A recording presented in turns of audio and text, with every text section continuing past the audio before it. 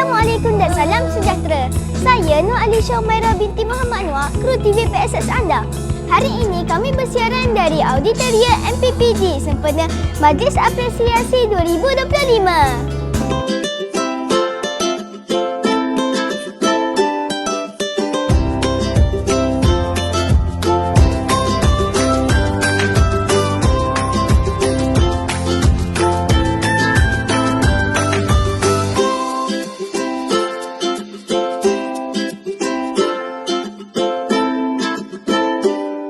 Ikuti kami sehingga penghujung rancangan. Jom! Jom!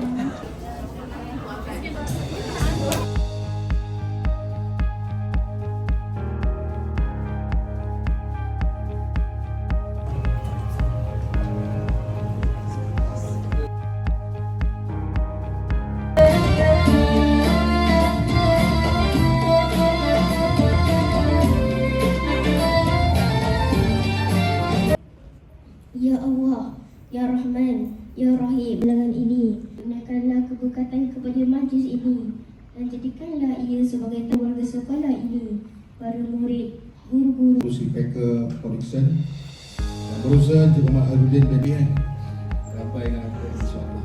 Pengusaha sahabat saya Encik Muhammad Najib, terima kasih. Salam Negeri Sembilan, bersih maafkan sejahtera yang bahagia, saudara-saudari pengacara majlis.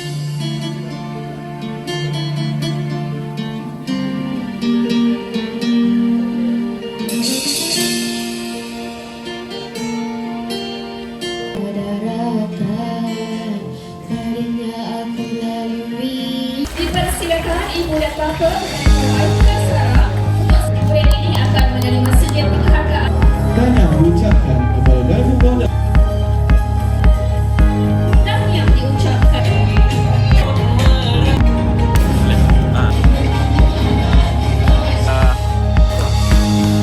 yang diucapkan murid ini akan dan yang diucapkan. Apakah perasaannya ya untuk majlis pada hari ini? Saya sangat teruja kerana mendapat mata pelajaran terbaik. Terima kasih. Sama. Assalamualaikum Cik Ahadi. Waalaikumsalam. Apakah harapan Cik Ahadi untuk program pada hari ini? Okey, waalaikumsalam. Okey, pertamanya harapan saya sebagai YDP Sekolah Kampung Baru Seri Rusa, saya berharap program untuk hari ini berjalan dengan lancar dan menjadi satu kenanganlah untuk pelajar-pelajar yang akan meninggalkan sekolah ini. Terima kasih Cik Ahadi. Sama-sama. Assalamualaikum Cikgu Afendi. Waalaikumsalam. Apakah pesanan Cikgu Afendi untuk murid-murid yang mendapat hadiah pada hari ini? Baik, pesanan saya untuk murid-murid yang menerima hadiah pada hari ini, semoga mereka meneruskan kecemerlangan pada masa akan datang. Semoga apa yang diterima pada hari ini sebagai pemangkin untuk menjadi lebih cemerlang pada masa hadapan. Terima kasih Cikgu. Sama. Sekian dahulu untuk episod kali ini.